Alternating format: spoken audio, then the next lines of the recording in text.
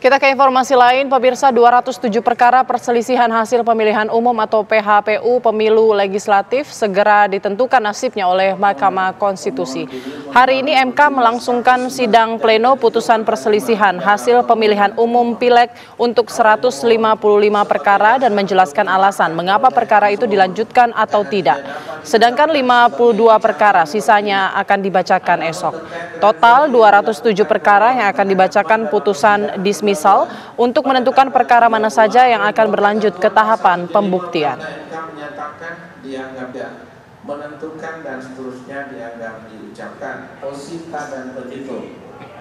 Oleh karena itu, jadi perkara PHPU Pileg mana yang akan berlanjut ke tahap pembuktian? Detail yang terjadi dalam sidang akan disampaikan rekan Rizka Salsabila. Selamat siang, Rizka. Apa saja yang menarik dari sidang dismisal di MK hari ini?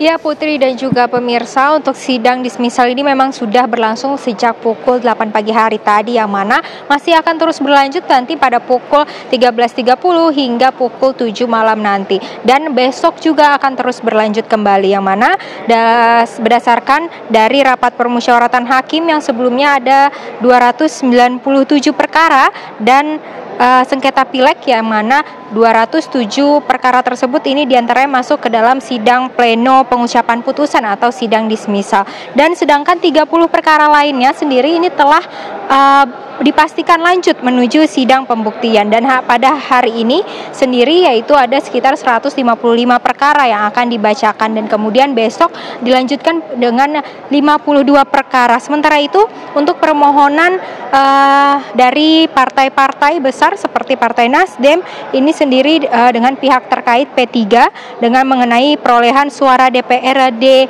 Bekasi dengan Dapil Bekasi 2 sendiri tidak dapat dilanjutkan.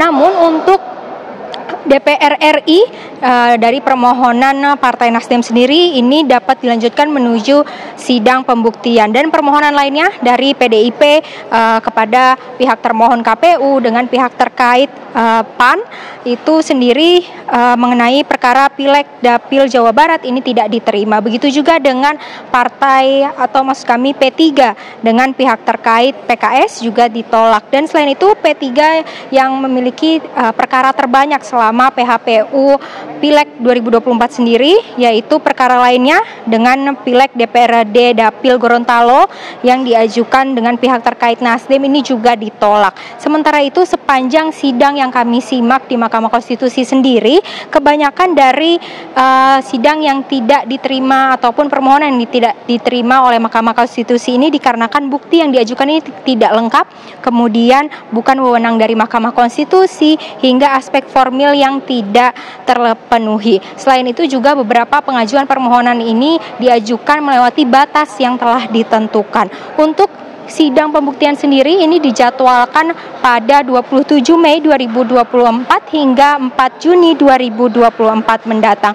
Adapun jumlah saksi dan ahli untuk sidang pembuktian sendiri ini dibatasi, yang mana hanya boleh ada 5 orang saksi dan juga 1 orang ahli yang diajukan kepada Mahkamah Konstitusi. Selain itu, Mahkamah Konstitusi sendiri ini memutuskan perkara PHPU pemilihan legislatif sendiri paling lambat pada 10 Juni 2024. Seperti itu Putri, demikian yang dapat kami sampaikan. Kembali ke Anda di studio.